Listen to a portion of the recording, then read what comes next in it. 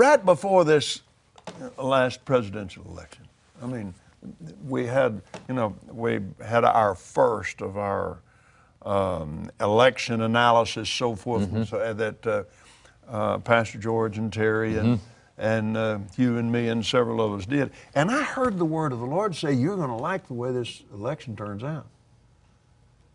And later I thought, really? Because it didn't go the way I thought it ought to go.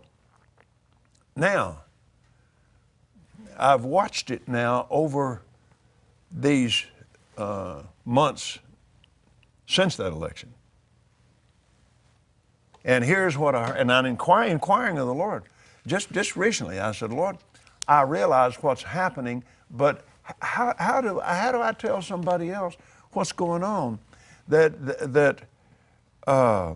when at the time of this last presidential election, very, very few people in this country had any idea what progressive socialism was, and they had no idea what its agenda was, because it'd been covered up for 115 years.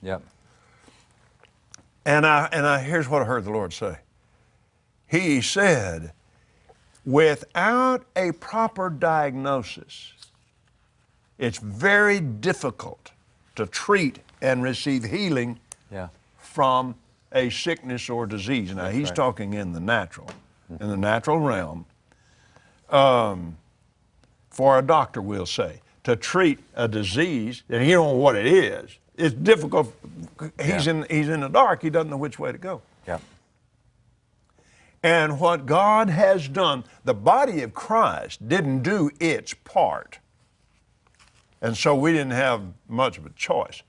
And what Mr. Obama has done, and most especially the people surrounding him and that administration and its agenda to